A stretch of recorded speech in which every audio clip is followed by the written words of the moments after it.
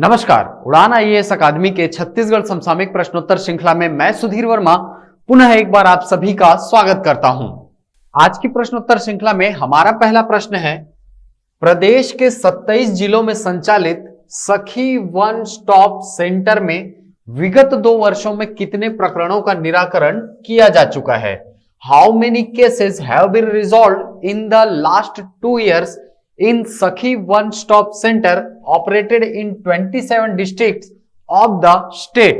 ठीक, तो सबसे पहली बात आपको यह पता होना चाहिए कि ये जो सखी वन स्टॉप सेंटर है ये क्या होता है। देखिए, सखी वन स्टॉप सेंटर जो है वो बेसिकली घरेलू हिंसा से महिलाओं का संरक्षण अधिनियम 2005, ठीक है, ये अधिनियम जो है वो 2005 में आया था। इसके सफल क्रियान्वयन के लिए गठित की गई संस्था है, ठीक है, जिसके अंतर्गत जो घरेलू हिंसा से पीड़ित महिलाएं हैं उनको संरक्षण और आश्रय प्रदान किया जाता है।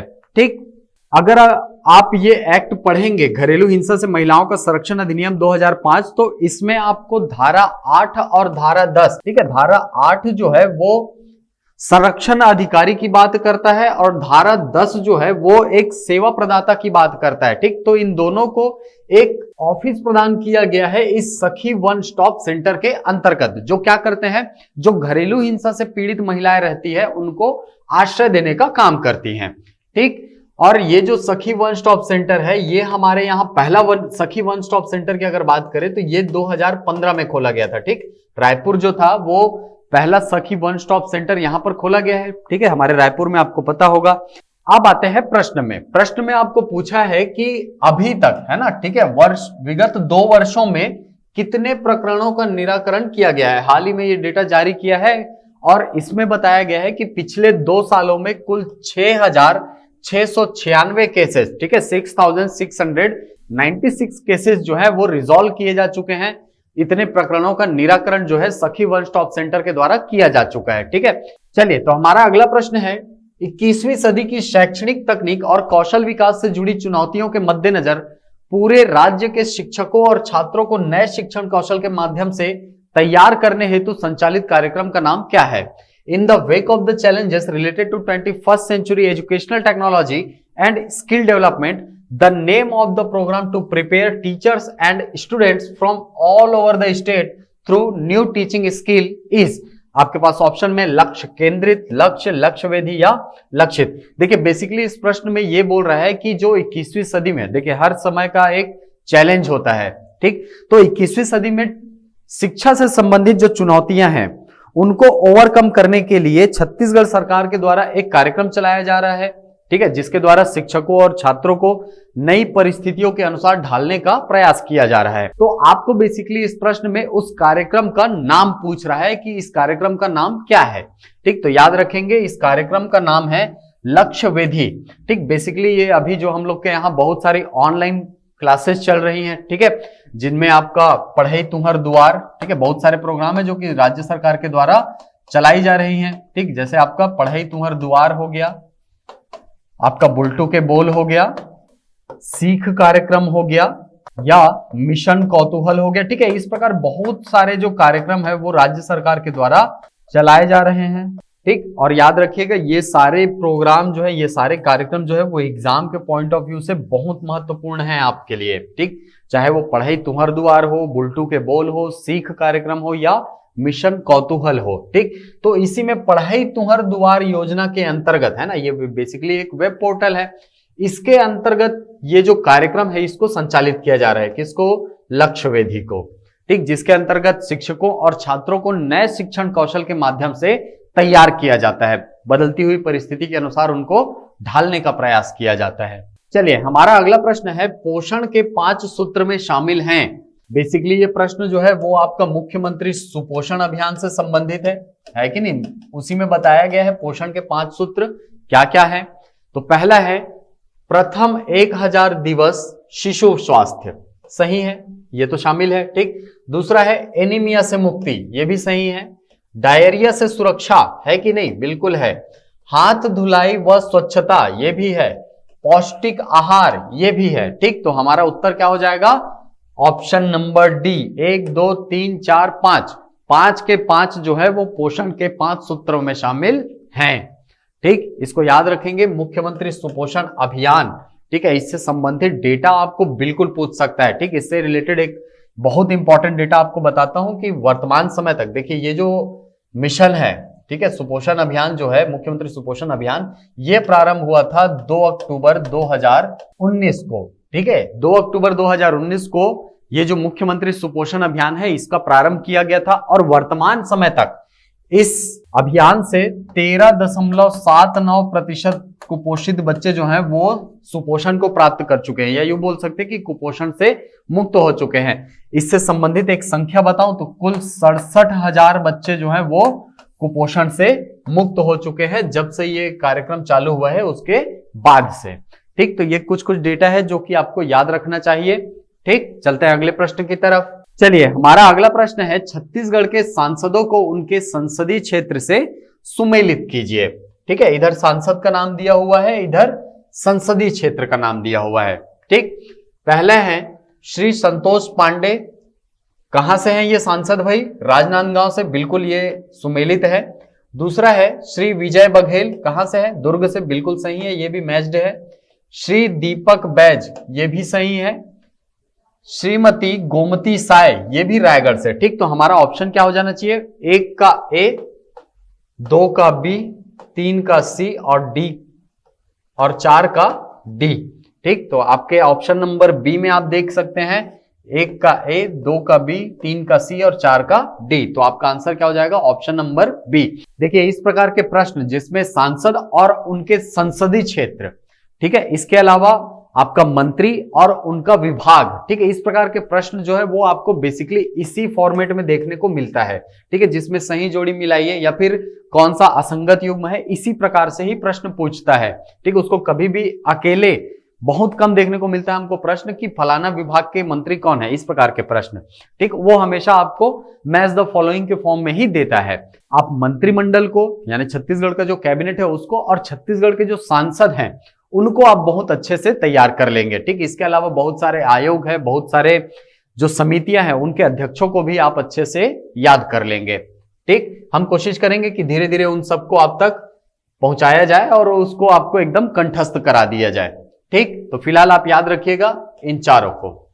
ठीक, चलते हैं अगले प्रश्न की तरफ। चलिए, हमारा अगला प्रश्न है, जशपुर जिले में संचालित यशस्वी जशपुर कार्यक्रम का उद्देश्य क्या है? The objective of the Yashasvi Jashpur program conducted in the Jashpur district is to, आपके पास ऑप्शन में है आदिम संस्कृति का संरक्षण, प्रोटेक्शन ऑफ प्रिमिटिव कल्चर, शिक्षा गुणवत्ता में सुधार, एजुकेशन क्वालिटी इंप्रूवमेंट, रोजगार के अवसर उपलब्ध करवाना, प्रोवाइडिंग एम्प्लॉयमेंट अपॉर्चुनिटीज, 0 से 6 वर्ष के बच्चों में सुपोषण एवं स्वास्थ्य संबंधी सुविधा उपलब्ध कराना, providing nutritional and health facilities to 0 to 6 year old childs. ठीक, तो याद रखिएगा कि ये जो यशस्वी जशपुर कार्यक्रम है ये बेसिकली कहां चलाया जा रहा है? जशपुर जिले में, नाम से स्पष्ट है। इसका उद्देश्य है शिक्षा गुणवत्ता में सुधार करना। ठीक है, वहां के जो कलेक्टर हैं श्री महादेव कावरे जी, ठीक है, उनके मार्गदर्शन में ये चलाया जा रहा है। और हाल ही में ये चर्चा में इसलिए रहा है क्योंकि 12वीं की प्रावीण्य सूची में जशपुर जिले की एक पहाड़ी कोरवा बच्ची ने अपना स्थान बनाया है। ठीक है, 12वीं की जो बोर्ड की परीक्षा होती है उसमें स्थान बनाया है और उसमें उन्होंने कहा है कि ये जो यशस्वी जशपुर कार्यक्रम है इसका बहुत बड़ा योगदान रहा है। ठीक है, जिससे कि उनकी शिक्षा गुणवत्ता में सुधार आई है। ठीक, तो याद रखिएगा कि ये जो यशस्वी जशपुर कार्यक्रम है इसका संबंध किससे है? शिक्षा गुणवत्ता में सुधार करने से।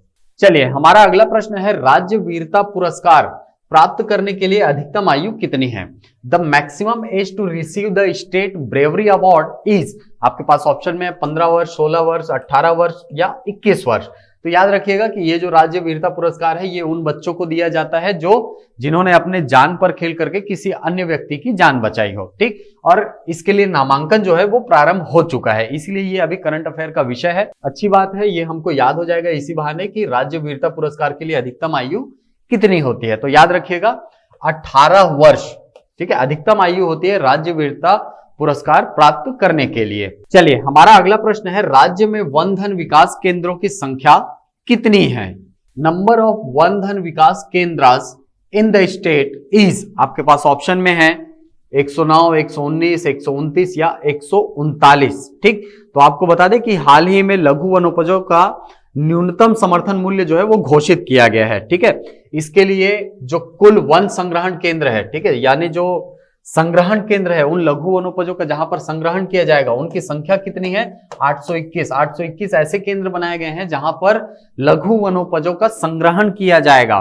ठीक है, और खास बात यह है कि ये जो संग्रहण केंद्र है ये संचालित किए जा रहे हैं महिला स्व सहायता समूहों की सहायता से। ठीक है, यानी कि विमेन सेल्फ हेल्प ग्रुप जो है वो इसको संचालित कर रही है, इसको कंडक्ट कर रही है। ठीक, और अगर बात करें कि इन वन धन केंद्रों की संख्या कितनी है, देखिए अब ये क्या है, ये संग्रहण केंद्र है। वन धन विकास केंद्र क्या होते हैं? वन धन विकास केंद्र वे केंद्र होते हैं जहां पर ये जो लघु वनोपज संग्रहित हुए हैं उनका प्रसंस्करण किया जाता है।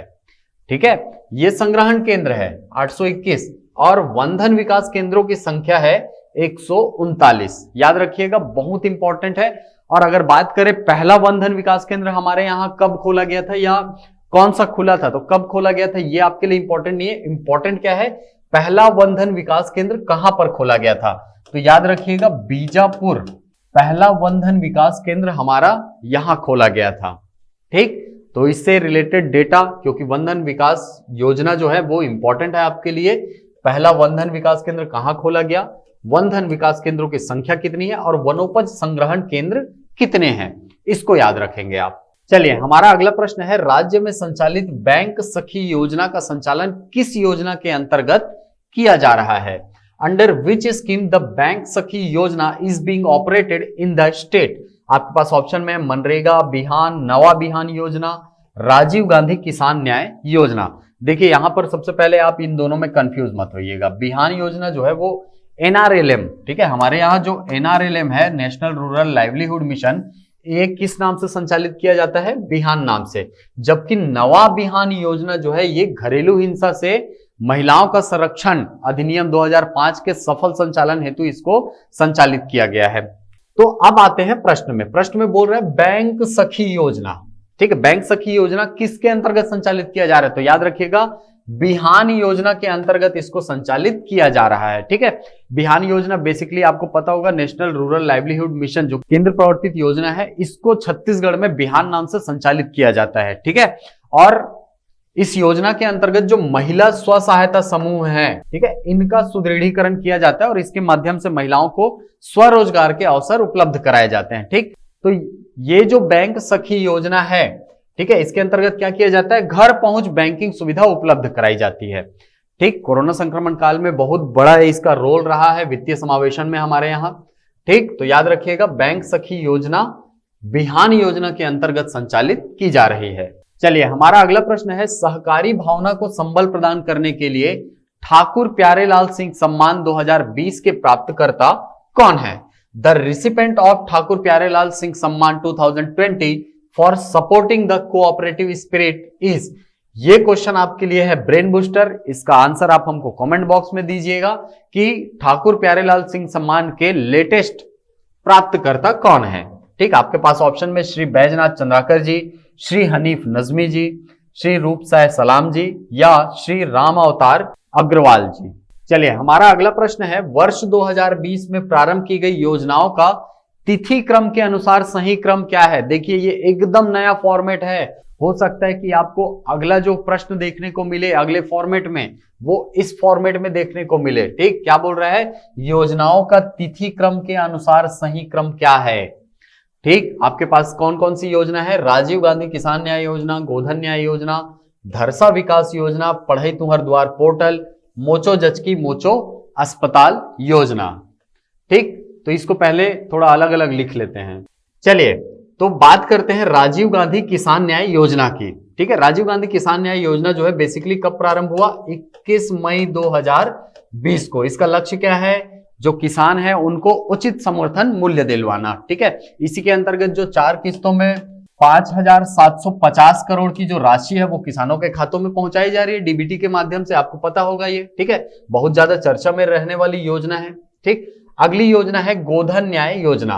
गोधन न्याय योजना प्रारंभ हुआ है 20 जुलाई 2020 को। ठीक है, इस योजना के अंतर्गत क्या किया जाता है? जो राज्य सरकार है वो गौठानों का निर्माण कर रही है और गोबर की खरीदी कर रही है।